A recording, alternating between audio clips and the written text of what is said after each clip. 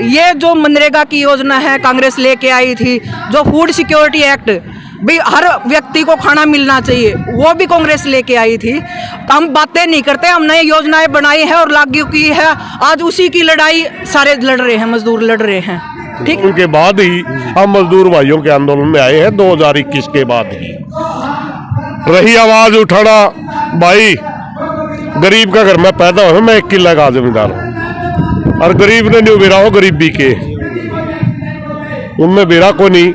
हजारों करोड़ रुपए लूट के एक ही आदमी को, सारे एयरपोर्ट एक आदमी को, सारे आपके बंदरगाह एक आदमी को, सारे आपके रोड के टेंडर एक आदमी को, बिजली के पावर भी वही लगाएगा। पूरी सरकार उसका हाथ में दे दो ना यार, सारा देश लूट के एक आदमी को दे दिया।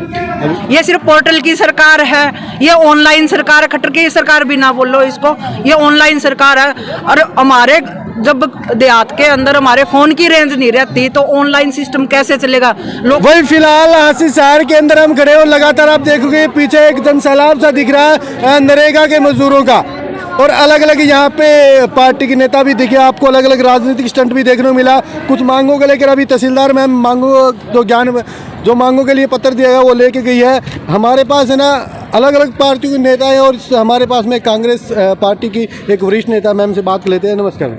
नमस्कार भाई, मैं किरण मलिक हूँ और मैं मैनिफेस्टो कमेटी की तरफ से आई हूँ। वैसे प्रदेश की मैनिफेस्टो कमेटी, कांग्रेस प्रदेश की मैनिफेस्टो कमेटी की मेंबर हूँ और किसान, मजदूर और महिला मेरा टॉपिक है।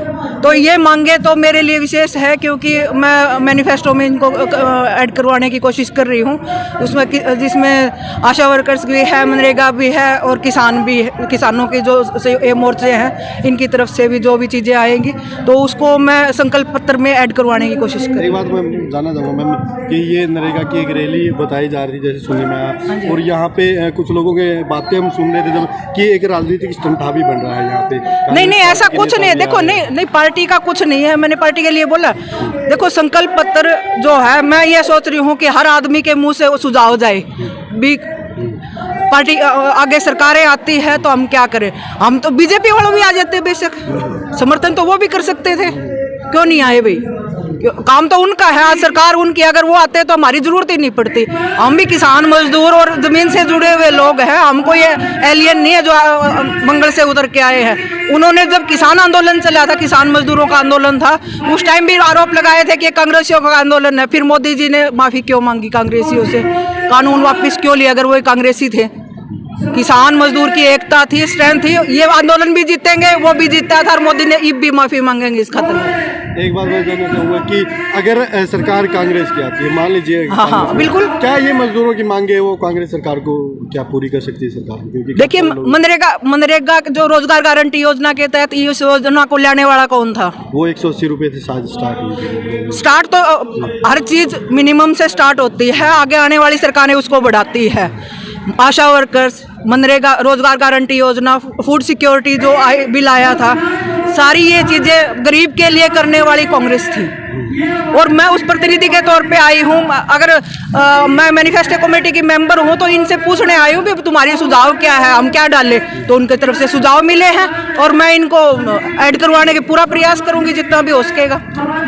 अगर कांग्रेस सरकार आती है तो इतनी मांगे, मैम कुछ मांगे ऐसे भी हो सकता है कि ना पूरी की जाए, क्या नहीं, कांग्रेस नहीं, देखो, ये सारी चीजें, ये पौधा लगाने वाली कांग्रेस है। तो इसका मैं रोकना चाहूँगा कि राजनीतिक जो भी व्यक्ति होता है ये जनता के बीच में जाके बातें हर कोई बोलता है, चाहे वो बीजेपी का हो, कांग्रेस नहीं, देखो का हो, लेकिन बाद में ना लोग जो गरीब लोग है ना, ये इनको ये भोले वाले लोग होते हैं, इनको ये नहीं पता कि मांगे बाद में जो सिर्फ वादे की जाते बाद में वादे नहीं। मनरेगा की मांग मजदूरों की रही होगी, इसलिए ये लेके आया रोजगार गारंटी योजना लेके। राजनीति से सरकारें बनती है और सरकारें योजनाएं बनाती हैं और लागू करवाती हैं, तो जनता और किससे मांग करेगी भाई? पार्टियों की सरकारें बनती है, तो हम लोग इनके बीच में नहीं आएंगे। तो बीजेपी वाले इनको वैसे नहीं संभाल रहे, हम ना संभाले फिर ये रुड़ते आन लेंगे। क्वेश्चन था कि राजनीतिक नेता चाहे किसी भी पार्टी के, वो आते हैं, वादे करते हैं। नहीं, कांग्रेस ने वादे नहीं किए, कांग्रेस ने ये योजना लेके लेके आई, चाहे फूड सिक्योरिटी योजना है, आज सस्ता जो अनाज दिया जा रहा है, जो मोदी ने अपना उसमें फोटो, विपक्ष का काम क्या होता है, आपका मीडिया का काम भी यही है। आप लोग सुनो किसका, आप लोग सरकार की मत सुनो, इन लोगों की सुनो, मेरी भी मत सुनो। ये जो लोग बोल रहे हैं ना, मेरे बाद में सबका इंटरव्यू करना, अगर मैं ही उकसा रही हूँ तो अलग बात है। आप जब हम गाँव के अंदर सर्वे करते हैं ना, लोग यही कहते हैं भाई पार्टी वाले सिर्फ अपना ही भरते हैं, ऐसे ये बोले वाले लोग नहीं सुनो, ये जो मनरेगा की योजना है कांग्रेस लेके आई थी, जो फूड सिक्योरिटी एक्ट भी हर व्यक्ति को खाना मिलना चाहिए, वो भी कांग्रेस लेके आई थी। हम बातें नहीं करते, हम नई योजनाएं बनाई है और लागू की है। आज उसी की लड़ाई सारे लड़ रहे हैं, मजदूर लड़ रहे हैं। ठीक है, देखो भाई हमारे बीच में ना किसान नेता और बड़े धाकड़ा आवाज़, इनकी बड़ी आवाज़ में बड़ा दम है। हम जहाँ भी जाते हैं किसानों की बात को ले लीजिए, मजदूरों की बात को ले लीजिए, तो इनसे बात करने का मौका आज हमको यहाँ पे मिला है। बात तो माफ करना जी। जी नमस्कार जी।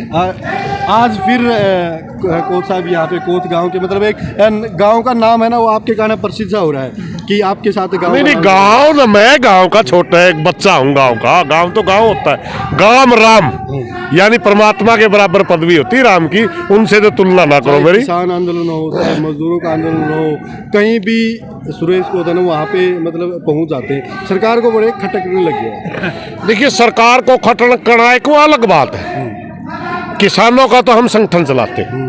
रही मजदूरों की बात, हम इन भाइयों का आंदोलन में काफी दिन से हम इनका साथ दे रहे हैं, ये हमारे आंदोलनों में भी आते हैं। इनकी कोई बहुत मोटी मांग नहीं है, ये मांग है काम, और काम के पूरे दाम। मेहनत करेगा दाम तो लेगा।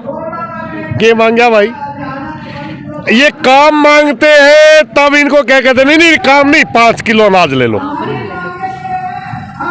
इनके बच्चों के लिए हम शिक्षा की बात करते हैं, शिक्षा दो।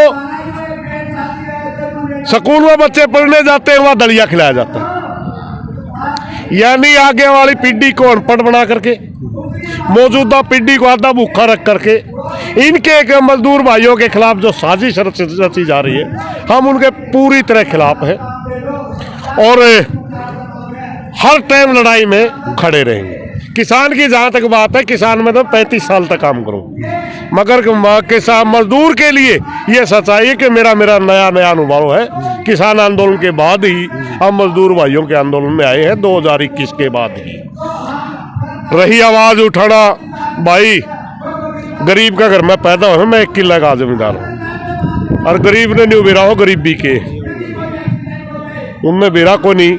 हजारों करोड़ रुपए लूट के एक ही आदमी को, सारे एयरपोर्ट एक आदमी को, सारे आपके बंदरगाह एक आदमी को, सारे आपके रोड के टेंडर एक आदमी को, बिजली के पावर भी वही लगाएगा, पूरी सरकार उसके हाथ में दे दो ना यार। सारा देश लूट के एक आदमी को दे दिया।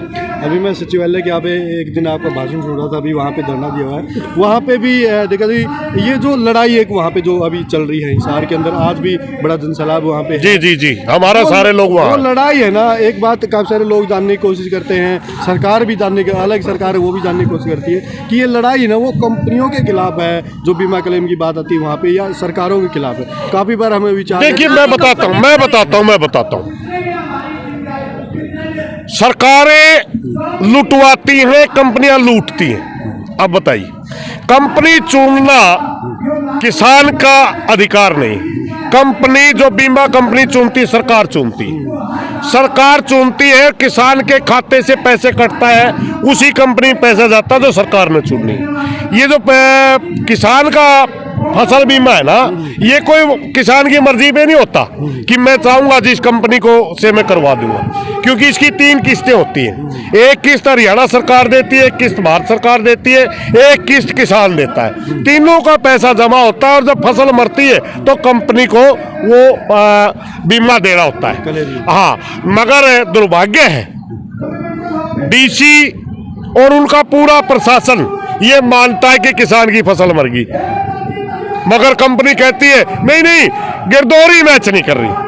अभी जो विवाद चल रहा है 72 कामों का, कंपनी कहती है कि गिरदौरी के अंदर 16,000 हेक्टेयर भूमि आई है, बीमित भूमि 30,000 हेक्टेयर है। जब 30,000 हेक्टेयर का आप किसान से बीमा काट रहे थे तब नहीं दिखा, हरियाणा सरकार ने किस्त भरी तब नहीं दिखा, भारत सरकार ने किस्त नहीं भरी तब नहीं दिखा, अब जब देने की बारी आई तब आपको दिखाई दे रहा है।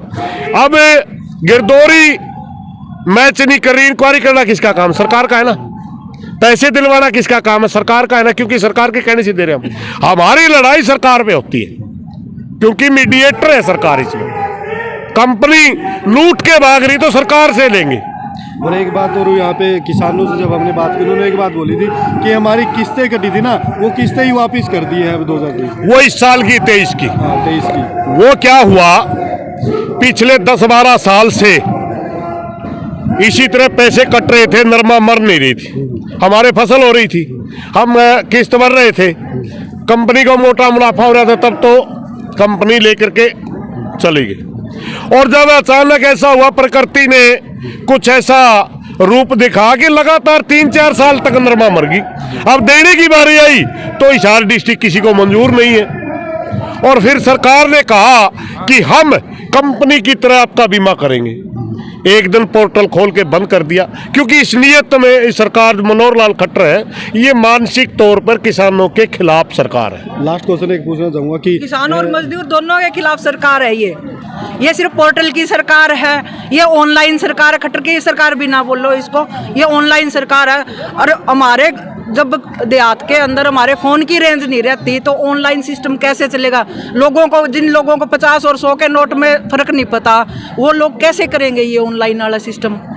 और जो ये फैमिली पहचान पत्र, हमारा सारा रिकॉर्ड सरकार के पास है, उसके मतलब कि जब हमारा आधार कार्ड बना दिया गया है, उससे सारी चीज़ें लिंक कर दी गई है, तो फैमिली पहचान पत्र की क्या जरूरत है बताओ? किसी कोई गरीब मोटरसाइकिल लिया तो उसका बोले पीला कार्ड काट देंगे हम, कड़ा कड़ा रोगे, देख दे जाओ, रोन दे जाओ इस सरकार ने।